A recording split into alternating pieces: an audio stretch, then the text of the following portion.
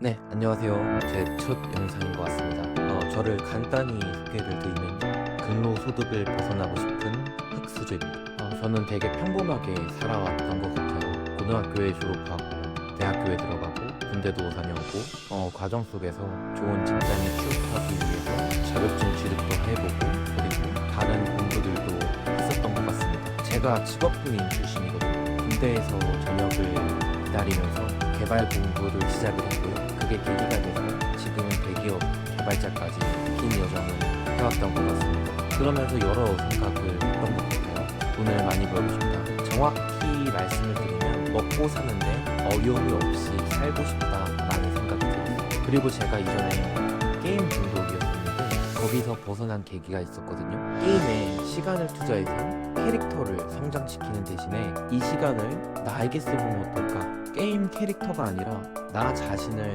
성장시키는데 사용하면 어떨까라는 생각을 했던 것 같아요. 그러면서 일구를 시작했고요. 처음에는 별거 아닌 자격증 하나, 두 개 취득하면서 공부에 대한 성취감을 느꼈습니다. 그걸 계기로 자기 개발에 대한 재미가 생겼었던 것 같아요. 그래서 좋은 직장에 취업하고 연봉이 올라갈 때마다 마치 게임 캐릭터가 레벨업 하듯이 그런 즐거움을 많이 느꼈습니다. 그런데 제가 책 한 권을 만나게 됐어요. 로버트 기요사키의 부자 아빠, 가난한 아빠라는 책인데요. 책을 보면서 느꼈던 건 너무나도 명확했어요. 근로소득에서 벗어나야 해. 예전에는 나를 성장시켜서 이 스킬과 역량을 키워서 좋은 직장에 들어가고 고연봉을 받는 것이 목표였었는데 그게 어쩌면 정말 우물 안의 개구리 같은 생각이었구나 라고 싶더라고요. 인상이 깊었었던 한 문장이 있었는데 당신의 직장은 절대로 당신을 부자로 만들어주지 않는다 라는 문장이었는데 이 문장을 보면서 되게 현타가 왔었던 것 같아요. 물론 책에 정확히 지금 말한 이 문장이 있었는지는 잘 기억이 안 나는데 책을 읽으면서 제가 이런 생각을 하게 된 건 확실한 것 같습니다. 내가 다니는 직장이 내 인생을 책임져 주지 않는구나. 이게 가장 큰 깨달음입니다. 예전에는 사업이나 투자 같은 건 너무 위험하고 리스크가 큰 돈 버는 방법이라고만 생각을 했었는데 직장 생활이야말로 안전한 길이라고 믿고 있었거든요. 그런데 이 책을 보면서 그게 꼭 그렇지만은 않다라는 것을 느꼈습니다. 제가 개발자인데 개발 스킬을 쌓으면은 이 연봉이 계속 오르잖아요. 그런데 어느 순간부터 길이 점점 좁아지더라고요. 좁아진 길을 가기 위해서 또 경쟁을 해야 되고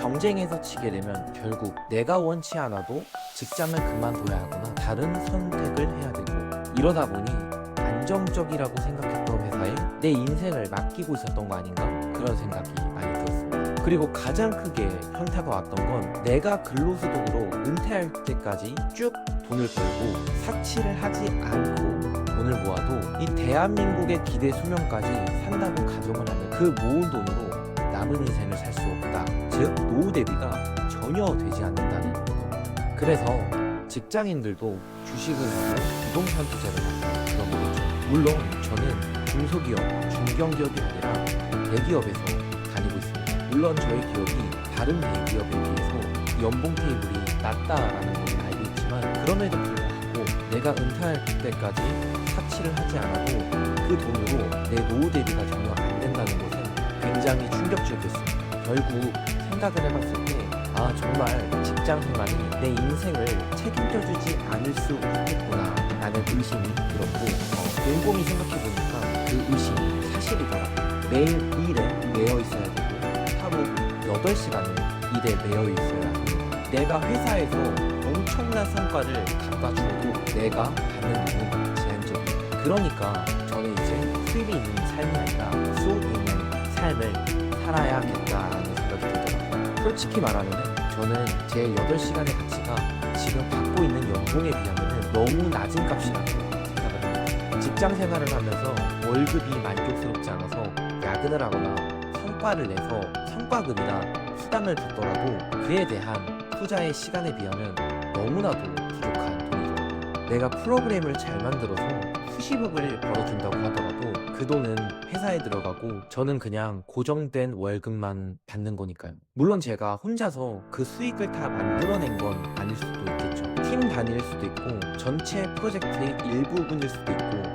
그런데 어쨌든 그 안에 제가 있었고 그 결과물에 기여를 했는데도 제 수입은 일정 선에서 고정이 되어 있다는 게 허탈하게 느껴지더라고요. 이게 수익이 아니라 수익이 된다면 얘기가 완전히 달라져요. 제가 말하는 수익과 수익의 차이는, 수입은 내가 시간을 팔아서 돈을 버는 것이고 수익은 내가 창출한 가치에 대해서 받는 돈이라고 생각합니다. 수익을 내는 사람은 근로자가 아니라 그 근로자를 고용한 사장이겠죠.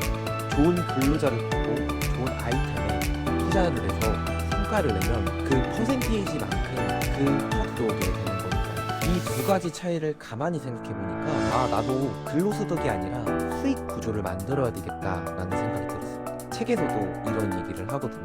경제적으로 무지한 사람의 현금의 흐름은 근로소득 그리고 빚을 갚고 남은 돈을 저축하고 생활비를 사용하고, 이것이 반복되는 현금 패턴을 가지고 있고요. 반면 부자의 현금 흐름 패턴은 자산을 통해서 수익이 발생하고 그 수익으로 자산에 대한 재투자를 하고 남은 돈으로 생활비로 사용을 하게 됩니다. 이 구조로 가면 매달 자산이 돈을 벌어오고 그 돈으로 다시 자산을 사고, 시간이 지날수록 수익이 점점 커지는 구조입니다. 이걸 보면서 제가 방금 말씀드렸던 그런 생각들이 많이 들었었던 것 같아요. 그래서 저는 근로소득을 떠나서 투자소득이나 사업소득을 만들고 싶은 사람입니다. 저는 이거를 행동으로 옮기기 위해서 이 유튜브를 촬영하게 되었고요. 저는 원래 뭔가를 시작할 때 완벽하게 준비해야 된다라는 그 강박이 있거든요. 근데 그러다 보면은 시도도 못하고 지치는 경우가 많더라고요. 그래서 이번에는 완벽하지 않아도 행동해보자, 그 마음으로 유튜브를 시작하게 되었습니다. 응원해주신다면 정말 감사드릴 것 같습니다. 제 인생의 방향이나 변화가 궁금하시다면 일주일에 모두 영상 하나씩 업로드할 예정이니까 제 유튜브에 놀러와 주시면 감사할 것 같습니다. 감사합니다. 이상입니다.